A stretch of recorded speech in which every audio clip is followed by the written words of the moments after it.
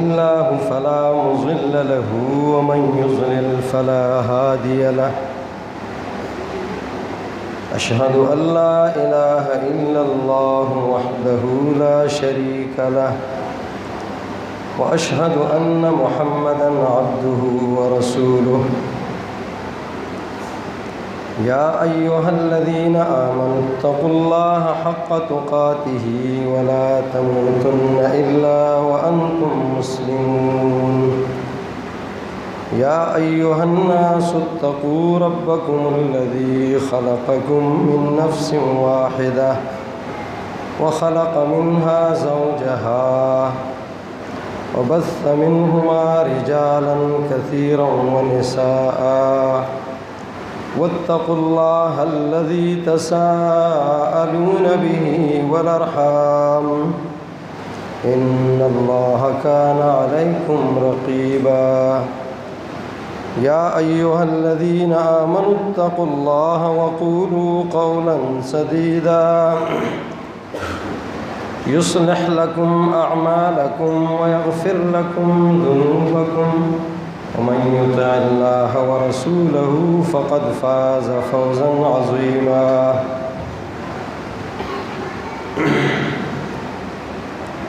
أما بعد فأعوذ بالله السميع العليم من الشيطان الرجيم من همزه ونفخه ونفثه كنتم خير أمة أخرجت للناس تأمرون بالمعروف وتنهون عن المنكر وتؤمنون بالله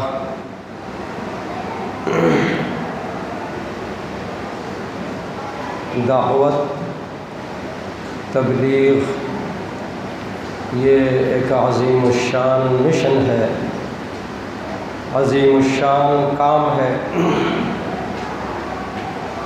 جس کے لیے اللہ تبارک و تعالیٰ نے کم و بیش 1,24,000 انبیاء کرام کو مبعوث فرمایا، اور ان میں سے ہر ایک کو مبلغ اور داعی اور تبلیغی کی ذمہ داری بخشی۔ رسول کا معنی ہے مبلغ، رسول کا معنی ہے تبلیغی، رسول کا معنی ہے دعوت دینے والا۔ ہر نبی کا مشن، ہر نبی کا طریقہ کار، اس کی اصل ذمہ داری اور ڈیوٹی یہ دعوت ہے۔ قرآن مجید بھی اللہ تبارک و تعالیٰ نے نازل فرمایا تو اس کو بھی اللہ نے موعظہ کہا، تبلیغ، نصیحت، ذکر للعالمین، یہ تمام جہانوں کے لیے تبلیغ ہے۔ بلاغ للناس، یہ تبلیغی نصاب ہے۔ قرآن مجید بھی تبلیغ، انبیاء کرام بھی مبلغین، تبلیغ کرنے والے، دعوت دینے والے، اور اس امت کو بھی اللہ تبارک و تعالیٰ نے خصوصیات بخشی ہیں۔ تقریباً 56 خصوصیات ہیں اس امت کی دیگر امتوں پر۔ ان میں سے ایک خصوصیت یہ ہے کہ پہلے جو انبیاء کرام آتے تھے ان میں دعوت کی اصل ذمہ داری یہ نبی کی ہوتی تھی، رسول کی ہوتی تھی، اور اس امت کی دعوت کی ذمہ داری ہر فرد کی ہے۔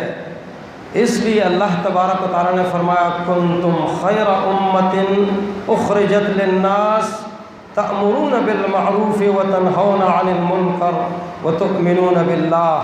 تم بہترین امت ہو، کس بنیاد پر؟ مال کے اعتبار سے، افراد کے اعتبار سے، یا حسن و خوبیوں کے اعتبار سے؟ اصل خیریت، اصل افضلیت، اصل بہتری اللہ نے فرمایا اخرجت للناس، تمہاری ڈیوٹی یہ ہے کہ تم لوگوں کو فائدہ پہنچاؤ گے، لوگوں کے لیے نکالا گیا ہے تمہیں۔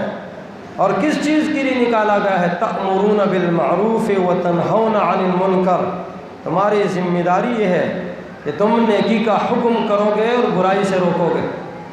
اس میں اس ساری امت کی بہتری رکھی گئی ہے، اس امت کو بہتر اسی بنیاد پر کہا گیا ہے۔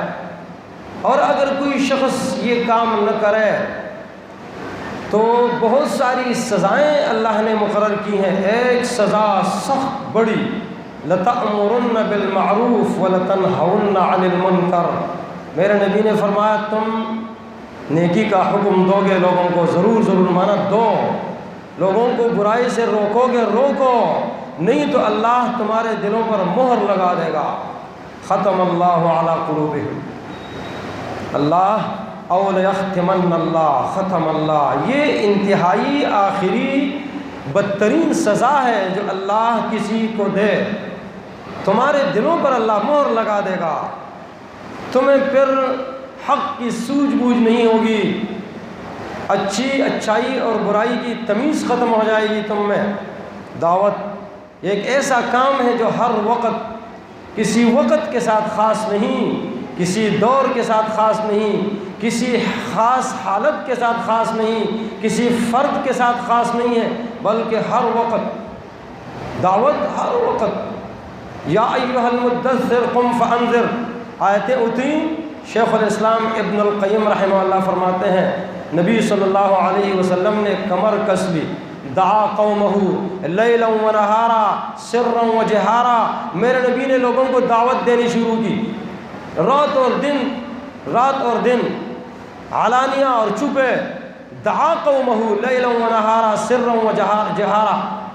اور یہ دعوت انبیاء کرام کے پہلے بڑے داعی جس نے شرک کے خلاف سب سے پہلے کام شروع کیا، انا اوحینا الیک کما اوحینا الی نوح والنبیین من بعدی، وہ عظیم داعی رسول جس نے 950 سال تبلیغ کی، اس نے بھی کہا تھا رب انی دعوت قومی لیلا و نہارا، یا اللہ رات اور دن میں نے ان کو دعوت دی، میں نے ان کو علانیہ، بڑے مجمع میں، چھوٹے مجمع میں، چھپے، تو جس طرح بھی ہو میں نے ان کو دعوت دی۔ یہاں بھی یا ایھا المدثر شیخ فرماتے ہیں کہ نبی نے کمر کس لی، دعا قومہ لیلا و نہارا اور سرا و جہارا، اس نبی کا بھی یہ کام، اس نبی کا بھی یہ کام، تمام انبیاء کرام کا یہ کام ہے۔ اس لیے میرے نبی نے اس میں کسی خاص موقع کا لحاظ نہیں کیا، عید کا دن ہے، خوشی کا دن ہے، لوگ زیادہ غافل ہوتے ہیں، میرے نبی نے تقریر کی، عید کی، اور اس کے بعد جا کر عورتوں کو علیحدہ واعظ و نصیحت کی، تبلیغ ہے، یہ بھی تبلیغ وہ بھی تبلیغ، یہ محروم نہ رہ جائے۔ جیل آپ کو نہیں روکتا، جیل میں آپ ہو، کیوں؟ جیل سختی ہے نہیں، یعنی سخت سے سخت موقع جیل کا ہے۔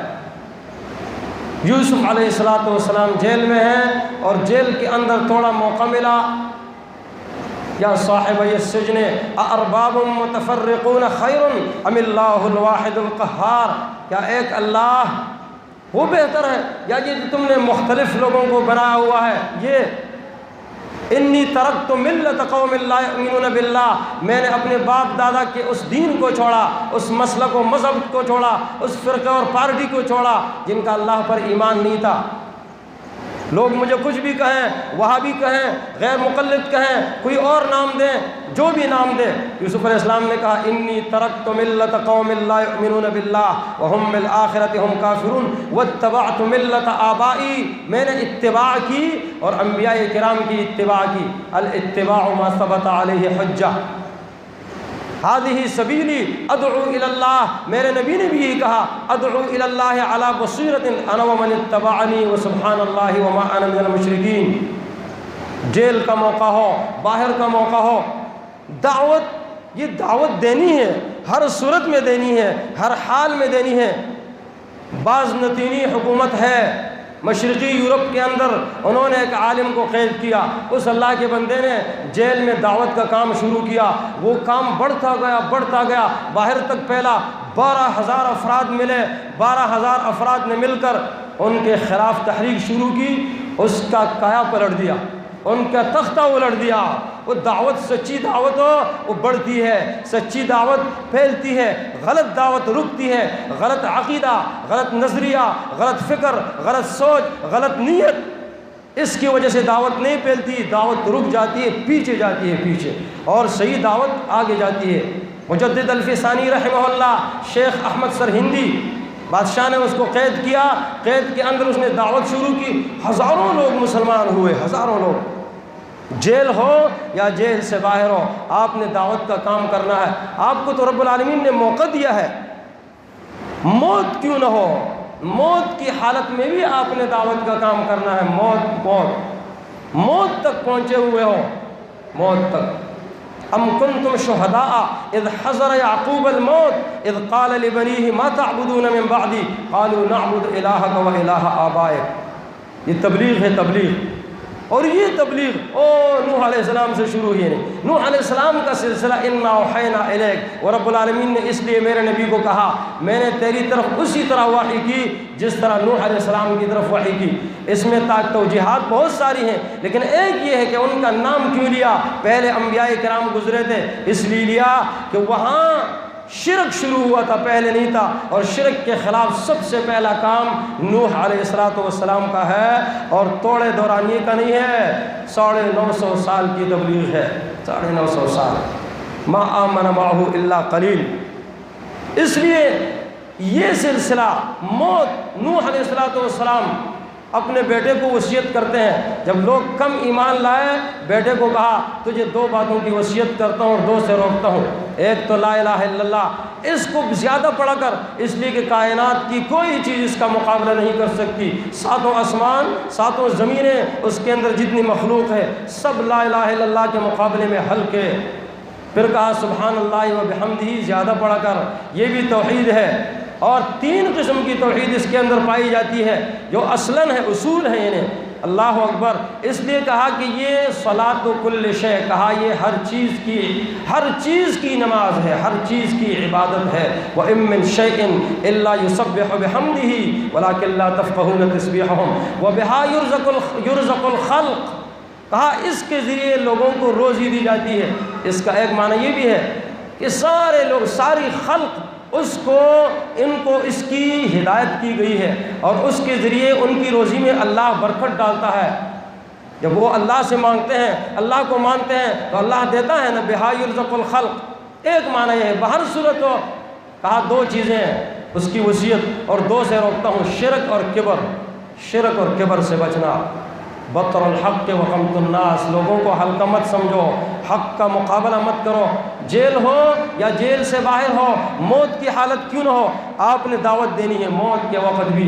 اس لیے میرے نبی نے فرمایا لقنوا موتاکم لا الہ الا اللہ، اپنے جو قریب الموت ہے نا، قریب الموت، ان کو لا الہ الا اللہ کہا کرو۔ یہ تبلیغ ہے، خود موت کی حالت میں ہو تب ہو، دوسرا موت کے منہ میں پہنچا ہوا ہے تب بھی۔ میرا نبی موت کی حالت میں پہنچا ہوا ہے، موت بالکل عالمی نظم میں ہے۔ اللہ اکبر، آپ نے فرمایا الصلاۃ وما ملکت ایمانکم، حدیث میں آتا ہے یجلجلھا فی صدرہ، یہ الفاظ آپ کے سینے میں اٹک رہے تھے، نکل نہیں سکتے تھے کیونکہ روح نکلنے والی ہے۔ الصلاۃ، نماز کا خیال رکھنا اور اپنے ماتحت افراد کا خیال رکھنا۔ اصل الناس، بے ہوش ہو گئے، ہوش میں آئے، پوچھا لوگوں نے نماز پڑھ لی ہے؟ جماعت کا اتنا اہتمام ہے یہاں، اصل لوگوں نے نماز پڑھ لی ہے۔ صحابہ کرام نے کہا اللہ ہم ینتظرونک یا رسول اللہ، اللہ کے رسول آپ کے انتظار میں ہیں۔ وہ اٹھنے لگے، پھر بے ہوش ہو گئے، ہوش میں آئے، پھر کہا اصل الناس، لوگوں نے نماز پڑھ لی ہے۔ صحابہ کرام نے کہا نہیں یا رسول اللہ ہم ینتظرونک یا رسول اللہ، آپ کے انتظار میں اللہ کے رسول۔ پھر بے ہوش ہوئے، پھر ایسا کہا اللہ اکبر۔ یہ آخری حالت میں موت تک پہنچے ہوئے ہیں، تب بھی نماز نماز نماز۔ ان اہم امورکم عند الصلاۃ اول ما یحاسب بہ العبد الصلاۃ، اس کے لیے اللہ تبارک و تعالیٰ نے نبی کو آسمان پر پہنچا، وہاں لے کر گیا، ساری وحی زمین پر، اس کے لیے وہاں اہم کام ہے انہیں۔ یہ صرف جمعے کی نماز نہیں، ہر نماز خیال رکھنا، خیال رکھنا۔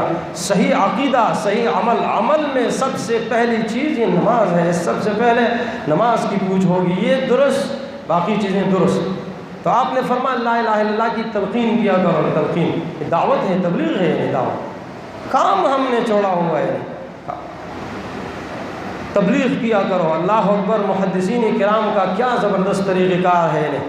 امام ابو زرعہ دمشقی رحمہ اللہ حالت نزع میں ہیں، بے ہوش ہو رہے ہیں اور پھر دوبارہ ہوش میں آتے ہیں۔ بڑے بڑے علماء، ابو حاتم رحمہ اللہ، دیگر بڑے بڑے علماء پاس میں موجود ہیں۔ ظاہر بات ہے کہ ساتھی ہیں اور حق پرست عالم ہیں، اور وہ عظیم عالم جس کے بارے میں امام احمد بن حنبل، امام اہل السنت والجماعہ، انہوں نے کہا تھا کہ ما جاوز القنطرہ، بغداد کے پل پر اس سے بہترین شخص نہیں گزرا۔ ابو زرعہ دمشقی عظیم آدمی ہے، لیکن موت تو ہر ایک کو آنی ہے نا، موت تو ہر ایک کو آنی ہے۔ عالم نزع میں ہے، کیا کریں؟ میرے نبی نے فرمایا لا الہ الا اللہ کی تلقین کرو۔ یہ تو بہت بڑا محدث ہے، عالم ہے، اس کو کس طرح کی تلقین کریں؟ سند کے ساتھ ان کی محبت تھی بہت زیادہ، لیکن حدیث رسول کی سند، حدیث کی سند، ساتھ میں ساتھی سند پڑھنا شروع کرتے ہیں، صالح تک پہنچتے ہیں، ہر ایک کی زبان لڑکڑا جاتی ہے، آگے نہیں پڑھ سکتے۔ ایک نے پڑھی سند، صالح تک پہنچے، زبان بند ہو گئی، دوسرے نے پڑھی زبان لڑکڑا گئی، تیسرے نے پڑھی زبان بند ہو گئی، وہاں تک پہنچے، آگے نہیں پڑھ سکتے ہیں۔ اللہ اکبر! خود امام ابو زرعہ الدمشقی رحمہ اللہ تھوڑا ہوش میں آئے، کہا حدثنا بندار، مجھے میرے استاد بندار نے حدیث بیان کی ہے۔ وہ کہتے ہیں کہ حدثنا ابو عاصم، مجھے میرے استاد ابو عاصم نے حدیث بیان کی ہے۔ وہ کہتا ہے کہ مجھے میرے استاد عبدالعزیز نے حدیث بیان کی ہے۔ وہ عن صالح، صالح سے حدیث بیان کرتا ہے، اور صالح عن کثیر ابن مرۃ الحضرمی، وہ کثیر ابن مرہ حضرمی سے حدیث بیان کرتے ہیں۔ وہ کہتے ہیں کہ معاذ بن جبل رضی اللہ عنہ فرماتے ہیں کہ میرے نبی نے کہا من کان آخر کلامہ لا الہ الا اللہ، بس آگے حدیث نہیں پڑھ سکے۔ وہ کلمہ اللہ نے ان کی زبان پر جاری کرنا تھا، روح نکل گئی۔ طریقہ ہے، طریقہ۔ کیا لوگ تھے، عظیم لوگ تھے، اللہ کی قسم، مبلغین ہیں، تبلیغ کرنے والے ہیں، ان کو سوچ ہے، ان کو فکر ہے کہ یہ آخری جو مسئلہ ہے نا، خاتمہ بالخیر، یہ صحیح ہو جائے۔ خاتمہ کا مسئلہ ہوتا ہے۔ سفیان ثوری رحمہ اللہ بیت اللہ کا طواف کر رہے ہیں، ایک آدمی سے سنا، کہتا ہے یا اللہ مجھے بچائیے، اللہ بچائیے۔ پریشان ہو گئے، کہا حضرت کیا مسئلہ ہے، کیوں اتنا پریشان ہے؟ اس نے کہا مت پوچھ، کہا نہیں مجھے بتانا پڑے گا۔ اس کو علم نہیں تھا کہ یہ سفیان رحمہ اللہ ہے۔ جب ان کو مجبور کیا، اس نے کہا ہم 4 بھائی تھے، ہر بھائی، پہلا بھائی وہ موت کے وقت اس کی حالت خراب ہو گئی، باقی باتیں کیا کرتا تھا لیکن کلمہ نہیں پڑھ سکا۔ جب وہ بھائی فوت ہو گیا، ہم تینوں اس کی وجہ سے پریشان ہو گئے۔ اس کے بعد تیسرا بھائی جب وہ فوت ہو گیا، اس کی بھی یہ حالت، ہم 2 پریشان رہے۔ دوسرا بھائی جب وہ فوت ہو گیا، میں اس کی وجہ سے پریشان ہوا، ابھی اس کی وجہ سے نہیں، اپنی وجہ سے پریشان ہوں۔ حسن بصری رحمہ اللہ کہا کرتے تھے نا، یہ لوگ یہ جو کسی قریب الموت کے پاس بیٹھ کر یہ پریشان ہوتے ہیں نا، کہتے ہیں اگر ان کو فرشتوں کی باتوں کا علم ہو جائے تو میت کو چھوڑ کر اپنا رونا روئیں پھر کہ ہمارا کیا بنے گا۔ تو وہ کہتے ہیں میں اپنی وجہ سے پریشان ہوں کہ میں چوتھا بھائی ہوں، پتہ نہیں میرا کیا بنے گا۔ موت کے وقت بھی میرا نبی تبلیغ کرتا ہے، دعوت کا کام کر رہا ہے۔ چاچا موت عالم نزع میں ہے، قریب پہنچا ہوا ہے، یا عمے، اے عمے قل لا الہ الا اللہ کلمۃ احاج لک بہا عند اللہ، کہا یہ کلمہ کہہ۔ یہ اس وقت بھی لا الہ الا اللہ کی تبلیغ، یہ دعوت ہے۔ خود موت میں، کوئی دوسرا موت میں، پیارا کوئی جدا ہو رہا ہے، اس حالت میں بھی احد کا موقع ہے، صحابہ کرام 70 شہداء کرام، جگہ جگہ شہداء کی لاشیں خون میں ڈوبی ہوئی پڑی ہیں اور اندام کٹے ہوئے ہیں۔ اللہ اکبر! میرے نبی نے دیکھا ایک عورت پریشان حال آ رہی ہے، آپ نے فرمایا المرأة، عورت کا خیال رکھو، اس کا دل کمزور ہوتا ہے۔ زبیر رضی اللہ عنہ فرماتے ہیں میں نے دیکھا، میری امی صفیہ ہیں، کہا میں آگے گیا، وہ ایک تکڑی عورت تھی، اس نے مجھے سینے میں دھکا دیا، کہا میرے آگے سے ہٹ جاؤ۔ میں نے کہا اللہ کے رسول نے تجھے روکا ہے، اللہ کے رسول نے تجھے رکنے کا کہا ہے۔ کیا عظیم عورتیں تھیں، اللہ کی قسم، رک گئی۔ جب رک گئی، کہا میں صرف 2 کپڑے دینے آئی ہوں، مجھے پتہ چلا ہے کہ میرے بھائی حمزہ شہید ہوئے ہیں، میں 2 کپڑے دینے آئی ہوں۔ کہا یہ لے جاؤ۔ جب نبی نے روکا ہے، آگے نہیں جاؤں گی، آگے نہیں جاؤں گی، آگے نہیں گئی، قدم نہیں اٹھایا، کپڑے دیے۔ زبیر رضی اللہ عنہ فرماتے ہیں ہم کپڑے لے کر آ گئے، کپڑے لے کر آئے، تو حمزہ رضی اللہ عنہ کے قریب ایک دوسرا شخص انصاری صحابی اسی طرح مسلح کیا ہوا اندام کٹے ہوئے پڑا ہے۔ ہم پریشان ہوئے کہ یہ کفن اس کو کس طرح پہنا ہے، اس انصاری صحابی کو چھوڑ دے۔ موت کے بعد بھی لوگوں کی اخوت کا خیال ہے، بھائی بندی کا۔ ہم نے کہا ایک کپڑا اس کو تو ایک کپڑا اس کو پہنائیں گے۔ اب وہ دونوں قد کاٹ میں برابر ہیں تو کپڑا ایک کپڑا چھوٹا اور ایک بڑا ہے۔ ہم نے قرآن اندازی کی، قرآن اندازی میں ایک کپڑا اس کا نکلا، ایک اس کا کپڑا چھوٹا نکلا۔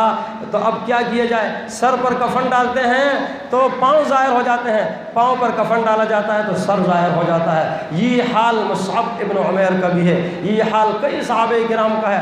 آپ نے فرمایا لوگوں اس کے سر پر کفن ڈال دو اور اس کے پاؤں جو ہے نا اس پر کوئی گھاس واس ڈال دو۔ یہ میرے نبی نے اس وقت بھی تلقین کی، تبلیغ کی، دعوت کی۔ یہ خیال رکھنا ہے، خیال رکھنا۔ ابو سلمہ کی وفات ہوئی، گھر میں لوگ رو رہے ہیں۔ آپ نے فرمایا کہ لوگوں اس کو روکو۔